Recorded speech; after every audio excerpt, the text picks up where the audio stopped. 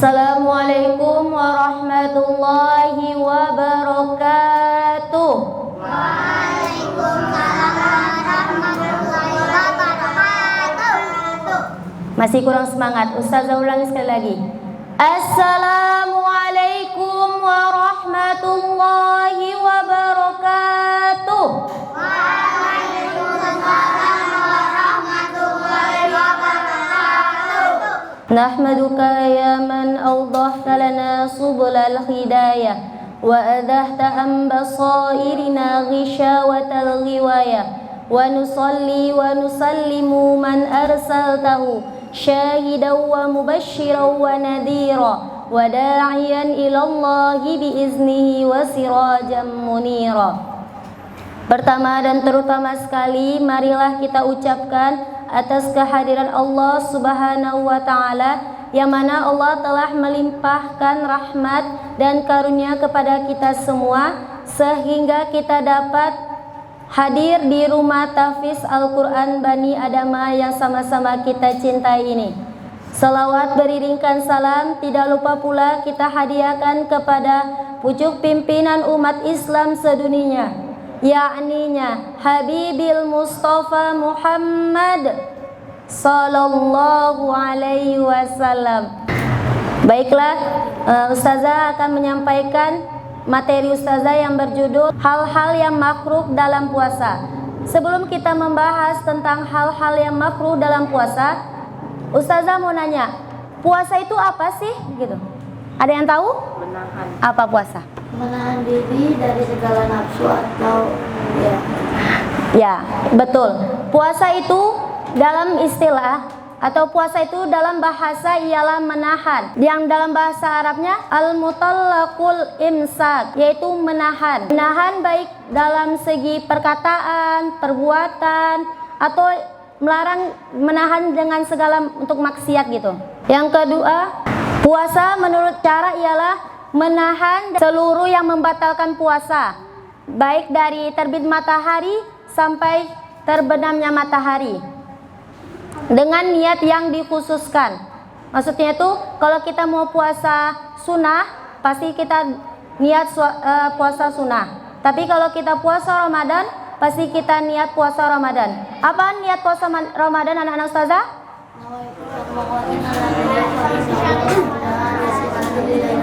Ya, betul. Niat sholat puasa, nawaitu sama qadin an adai fardu syahri ramadana hazihi sanati lillahi ta'ala. Baik, puasa itu terbagi menjadi 3. Yang pertama, puasanya orang awam. Puasa orang awam itu puasa dia menahan dari makan dan minum. Dia hanya menahan dari makan dan minum. Yang kedua, puasa orang khusus. Puasa orang khusus itu menahan dari segala maksiat. Yang ketiga, puasa orang khusus bil khusus, yaitu puasa yang menahan dari segala maksiat dan mengharapkan ridhonya Allah. Ustazah mau nanya, tadi puasa terbagi berapa? 3. Sama? Orang awam. Puasanya orang awam. Puasa orangnya awam apa? Menahan diri dari makan dan minum. Menahan diri dari makan dan minum. Yang kedua, puasa apa? Khusus. Puasa orang khusus, yaitu menahan dari segala maksiat. Yang ketiga, puasa khawaisul bil khusus, yaitu menahan diri dari maksiat dan mengharapkan ridhonya Allah. Dah paham? Paham menurut Ustazah? Paham. Oke. Yang gangguin Nabi Ustazah. Apa sih? Yang gangguin Nabi. Langsung saja. Yang kedua judul Ustazah yaitu hal-hal yang makruh dalam puasa. Yang pertama itu mengunyah. Mengunyah tahu?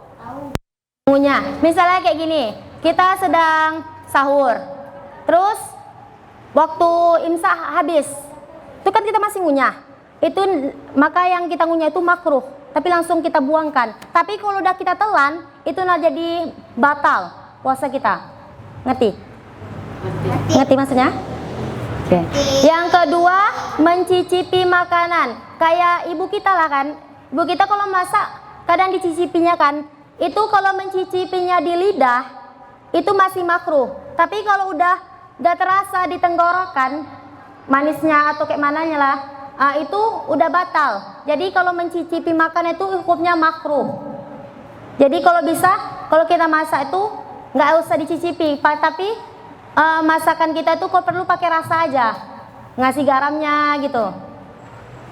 Oke, yang ketiga yaitu bekam. Anak ustazah tahu nggak apa arti bekam? Bekam itu sunnah Nabi. Bekam tuh kayak mengeluarkan darah yang pakai suntik, nanti disedot gitu. Tahu kan? Yang ada di kening, di punggung, bekam ya. Bekam ya. Maka ya, itu untuk menghilangkan darah kotor. Tapi di saat puasa itu hukumnya makruh. Itu nanti ada betul-betul itu. Iya. Itu mengeluarkan darah. Kalau kita banyak mengeluarkan darah, otomatis kita itu merasa lemah, ya kan? Jadi kita tuh nggak sanggup untuk puasa karena darah kita tuh udah banyak dikeluarkan. Jadi itu makanya hukum bekam pas bulan puasa itu makruh. Oke, yang keempat yaitu mandi di kolam. Maksudnya mandi di kolam tuh, kalau mandi di kolam itu kita kan nyebur kan. Kalau mandi biasa kan kita nggak nyebur. Dia kalau sholat subuh, terus kita tidur sampai sholat zuhur. Itu nggak boleh. Kalau banyakkan tidur tuh nggak boleh. Sama kayak kita puasa ular. Ular kan habis makan tidur aja kan. Jadi kita nggak boleh. Ya. Jadi kita nggak boleh tidur berlebihan. Karena Sipa dia tuh udah kan dibangunin, gak bangun dia. Iya. Yang ketujuh, berkumur-kumur. Berkumur-kumur di sini maksudnya di saat kita kayak mau sholat zuhur, itu kan udah panas itu, udah naik matahari kan. Itu kalau kita berkumur-kumur, kalau hanya berkumur-kumur gimana ya? Kalau berkumur tuh nggak boleh pas waktu siang. Kalau bisa kan berkumur tuh kan hanya sunnah. Jadi kalau pas waktu siang bulan Ramadan itu nggak boleh berkumur-kumur. Kalau bisa langsung aja dari cuci tangan langsung ke muka, nggak usah pakai berkumur-kumur. Yang ke berapa lagi? 9. Yang ke 9, memasukkan sesuatu ke dalam yang berlobang. Tahu maksudnya? Tahu apa? Ya, kayak kita congkel telinga. Misalnya telinga kita gatal, kita congkel-congkel. Berarti itu makruh. Tuh kayak kita ngupil. Kayak ngupil tuh di saat puasa itu nggak boleh. Soalnya itu makruh. Itu nggak boleh dimakan. Iya, nggak boleh lah jorok. Batal puasa. Ya, batal puasa kita. Karena kalau kita makan mobil batal puasa. Yang semenjak Ustazah bilang tadi, apa kesimpulannya? Siapa yang pandai? Siapa yang mencatat semua apa yang Ustazah bilang? Abang, coba. Apa yang tercatat Yang pertama tadi apa, Nana Ustazah? Mengunyah makanan. Mengunyah makanan itu masih dalam mulut, belum sampai tenggorokan. Tapi kalau udah sampai tenggorokan itu hukumnya batal. Ya. batal puasa. Yang kedua apa? Mencicipi makanan. Mencicipi makanan. Bisa mencicipi makanan kayak kita membuat teh kan. Kita merasakan manisnya itu makruh. Batal puasa. Ya, tapi kalau misalnya kita mencicipinya sampai lidah itu makruh, tapi kalau udah sampai ke tenggorokan, udah rasa pula kita airnya, itu batal jadinya. Jadi batal kalau ke Ya, tenggorokan, udah sampai di sini. Yang ketiga apa? Bekam. Yang keempat? Mandi di kolam. mandi di kolam nggak boleh minum kan. Nelan ludah itu boleh, tapi kalau dikumpulkan ludahnya baru ditelan itu nggak boleh, kan jijik, gimana najis kan? Nah, itu nggak boleh. Oke. Kalau kita nggak nahan ludah kayak mana ya? Tuh kering tenggorokan kayak mana pula? Nanti gede. Minum lebih batal lah. Kalau minum teh batal puasa. Iyalah, minum teh batal puasa. Semuanya batal puasa. Ya. Yang keempat apa? Mandi di kolam. Mandi kolam. Maksudnya tuh menyebur, kita akan tenggelamkan. Maksudnya tuh kayak kita tuh berenang. Kalau kita hanya sekedar mandi itu nggak apa-apa. Kecuali kalau kita mandi di kolam itu kan pasti kita harus badan kita tuh basah semua dan air itu bisa masuk dalam telinga, hidung dan mulut, ya kan? Itu makruh kalau saat puasa. Batal. Yang kelima apa tadi? Bersiwa. Bersiwa itu apa maksudnya? Ya, mensikat giginya kapan nggak bolehnya? Waktu zuhur. Pas waktu jam 10 ke atas atau jam 9 ke atas.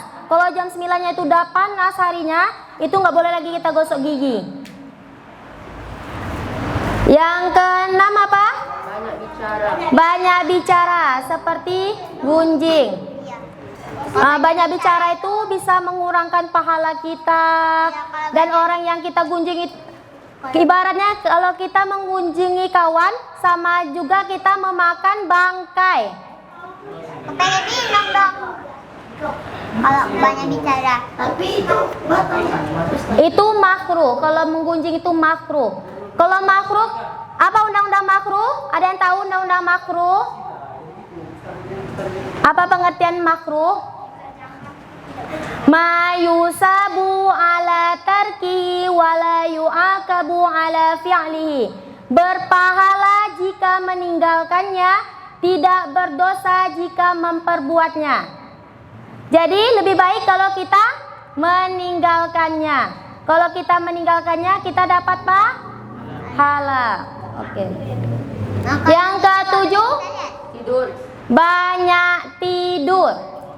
Ini masa kita bisa sebut kita bangunnya hanya sholat, waktu sholat. Selain waktu sholat kita tidur, itu nggak boleh. Kalau bisa kan habis subuh baca Al-Quran, sholat duha. Sholat duha, kalau mau tidur sebentar. Tapi tidurnya itu bukan dari pagi ya. Tidurnya itu kayak di atas jam 10. Soalnya kalau pagi, kalau kita tidur pagi itu akan menghambat rezeki. Alhamdulillah. Soalnya kan